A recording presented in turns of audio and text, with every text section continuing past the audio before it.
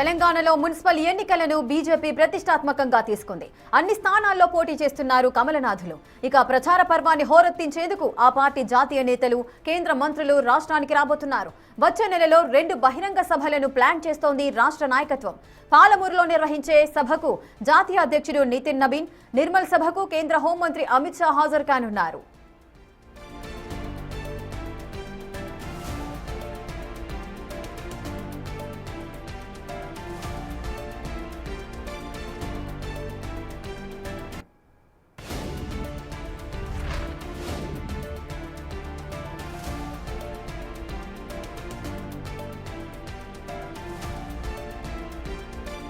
ఇసిగా తెలంగాణలో మున్సిపల్ ఎన్నికలను బీజేపీ అయితే ప్రతిష్టాత్మకంగా తీసుకుంది. అన్ని స్థానాల్లో కూడా పోటీ చేస్తుంది బీజేపీ.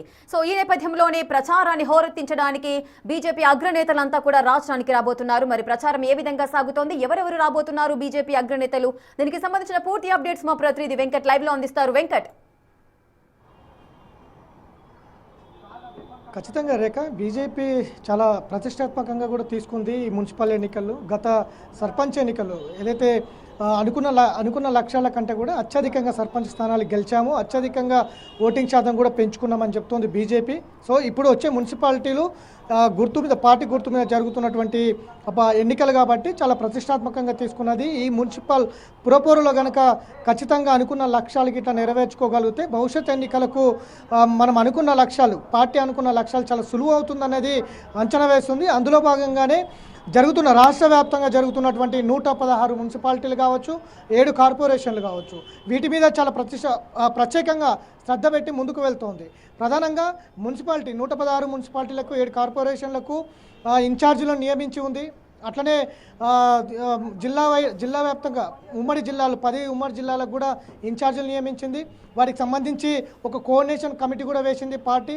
అట్లనే దీనికి సంబంధించిన వ్యవహారం అంతా జరుపుకోవడానికి కూడా బీజేపీ పార్టీ ఆఫీసులో ఒక కోఆర్డినేషన్ కూడా ఉన్నటువంటి నేపథ్యం. ఎక్కడెక్కడ మున్సిపాలిటీల్లో ఏవైనా వార్డుల సమస్యలు కావచ్చు, నామినేషన్ల ప్రక్రియ కావచ్చు, లేదంటే విత్డ్రాకు సంబంధించిన అంశాలు కావచ్చు, లీగల్కి సంబంధించిన అంశాలు కావచ్చు, ఇవన్నీ తలెత్తే అవకాశాలు ఉన్నాయి. కాబట్టి ఎప్పటికప్పుడు మానిటరింగ్ కూడా స్టేట్ నాయకత్వం చేస్తున్నటువంటి సిచ్యువేషన్ ఉంది. ఇక ఇది ఒకవైపు అయితే, ఇప్పటికే రేపు మొత్తం కూడా మున్సిపాలిటీలకు సంబంధించిన ఎవరైతే అభ్యర్థులు ఉన్నారో వారికి జిల్లా ఇన్ఛార్జీలు ఎవరైతే ఉన్నారో వారికి బీఫామ్లు కూడా రేపు అందజేయబోతున్నారు. ఇప్పటికే నామినేషన్ల ప్రక్రియ మరికొద్దిసేపట్లో ముగుస్తున్నటువంటి నేపథ్యంలో రేపు రామచంద్రరావు నేతృత్వంలో సమావేశం ఏర్పాటు చేయబోతున్నారు.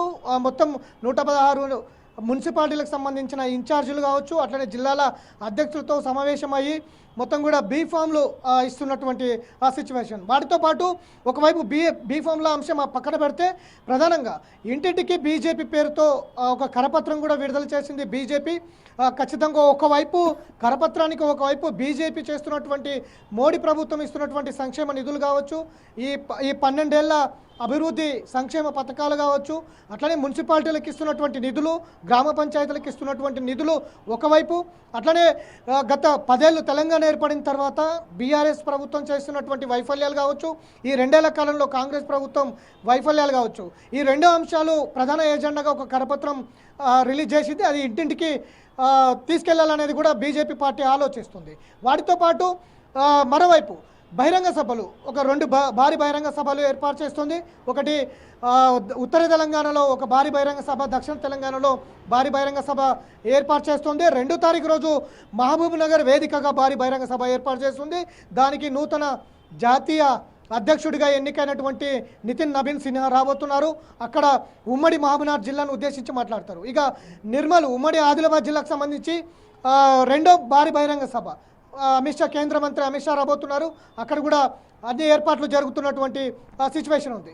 ఇక 3వ అంశానికి వస్తే, రామచంద్రరావు రాష్ట్ర నాయకత్వం ఆయన మొత్తం కూడా రాష్ట్ర వ్యాప్తంగా అంతా కూడా మానిటరింగ్ చేస్తున్నారు. ఎక్కడ ఎలాంటి అంశాలు జరగకుండా కూడా, ఎక్కడ ఎలాంటి గొడవలు జరగకుండా, ప్రతి ఎన్నికలు వచ్చిన ప్రతిసారి కూడా బీజేపీలో ఈ తగాదాలు ఎక్కువ మొత్తంలో వస్తున్నటువంటి నేపథ్యంలో ఎక్కడ కూడా తగాదాలు రాకుండా రామచంద్రరావు చాలా మానిటరింగ్ చేసుకుంటూ వెళ్తున్నారు. ఎక్కడ కూడా అలాంటి సిచ్యువేషన్ రాకుండా చూస్తున్నటువంటి సిచ్యువేషన్. మొత్తం కూడా ఇవాళ జగిత్యాల పర్యటన చేస్తున్నారు. అట్లా మొత్తం ఉమ్మడి జిల్లాలన్నీ కూడా, ఉమ్మడి జిల్లాలో ఎక్కడైతే పార్టీ బలంగా ఉందో, బలంగా ఉన్న ప్లేస్లలో మొత్తం కూడా జిల్లా పర్యటనలు చేస్తూ కూడా నాయకత్వాన్ని ముందుకు తీసుకెళ్తున్నటువంటి ప్రణాళిక కూడా ఒకవైపు రామచంద్రరావు చేస్తున్నటువంటి సిచ్యువేషన్ ఉంది. ఇట్లా మొత్తం కూడా ఒక కోఆర్డినేషన్గా ముందుకు వెళ్తున్నటువంటి సిచ్యువేషన్ ఉంది. ఎక్కడైతే ఎంపీలు 8 మంది ఎంపీలు ఇక్కడే ఇప్పటికే బీజేపీకి ఉన్నారు కాబట్టి 8 మంది ఎక్కడైతే ఉన్నారో ఆ జిల్లాల మీద ప్రధానంగా ఫోకస్ చేస్తున్నటువంటి సిచ్యువేషన్ అయితే కనిపిస్తుంది. ఖచ్చితంగా 116 మున్సిపాలిటీల్లో 7 కార్పొరేషన్లలో దాదాపు 4 కార్పొరేషన్లు దాదాపు ఒక 60 నుంచి 70 మున్సిపాలిటీలు కైవసం చేసుకునేందుకు బీజేపీ అయితే కసరత్తులు చేస్తుందని చెప్పొచ్చు Rekha. Right, thank you Venkat, thanks for the live details. అటు తెలంగాణలో మున్సిపల్ ఎన్నికలను బీజేపీ అయితే ప్రతిష్టాత్మకంగా తీసుకుంది. అన్ని స్థానాల్లో కూడా బీజేపీ నుంచి పోటీ చేస్తున్నారు. ప్రచార పర్వాన్ని అటు హోరెత్తించేందుకు కేంద్ర మంత్రులు రాష్ట్రానికి అయితే రాబోతున్నారు. ఇక వచ్చే నెలలో 2 బహిరంగ సభలను కూడా ప్లాన్ చేస్తోంది రాష్ట్ర నాయకత్వం.